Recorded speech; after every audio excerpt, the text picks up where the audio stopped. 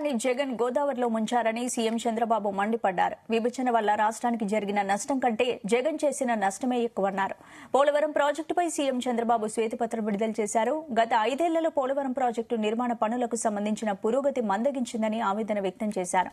రాష్ట్రానికి జీవనాడి అయిన పోలవరం ప్రాజెక్టు పరిస్థితి చూసి తన కళ్ల వెంట నీళ్లొచ్చాయన్నారు.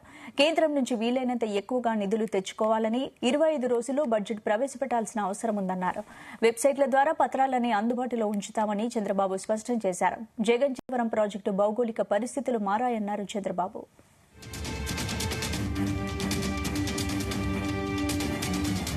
25 రోజుల్లో 7 పేపర్లు కూడా చర్చలన్నీ కంప్లీట్ చేసి మళ్లీ మేము అసెంబ్లీ సమావేశాలు పెట్టుకుని బడ్జెట్ కూడా ప్రవేశపెట్టాల్సిన అవసరం ఉంది. లేకపోతే మళ్లీ ఒక సంవత్సరం మనకు ఒక కన్ఫ్యూజన్ లో పోయే పరిస్థితి వస్తుంది. అందుకే మేము 7 సబ్జెక్ట్స్ కూడా మీకు ఒక ఐడియా ఉంది. మేము కూడా టైం టేబుల్ ఇస్తాం. దీనిపైన తరోగా చర్చ చేస్తాం. చర్చ చేసిన తర్వాత ప్రజలందరూ ఇచ్చిన సజెషన్స్ కూడా తీసుకుని వెబ్సైట్స్ అన్ని ఇప్పుడు ఇరిగేషన్ ఉంది. ఈ ఇరిగేషన్ ఒక వెబ్సైట్ ఓపెన్ చేస్తాం. టోటల్ డాక్యుమెంట్స్ అన్ని అందులో పెడతాం. ఇది పోలవరం రాష్ట్ర అభివృద్ధికి జీవనాడి పోలవరం.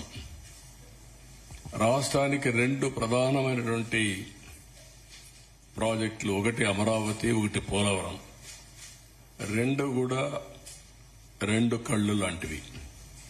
ఈ 2 ప్రాజెక్టులు గాని మనం పూర్తి చేసుకుంటే విభజనలో జరిగిన అన్యాయాన్ని గాని మనం ఏ విధంగా నష్టపోయామో ఆ నష్టాన్ని పూడ్చుకునే అవకాశం ఉంటుంది. పోలవరం ప్రాజెక్టు కూడా విభజన చట్టంలో నేషనల్ ప్రాజెక్టు చేసి కేంద్రం నిధులు ఇవ్వడానికి ముందుకు వచ్చినటువంటి ప్రాజెక్టు ఇది. నదుల అనుసంధానానికి గుండె పోలవరం. ఇటువంటి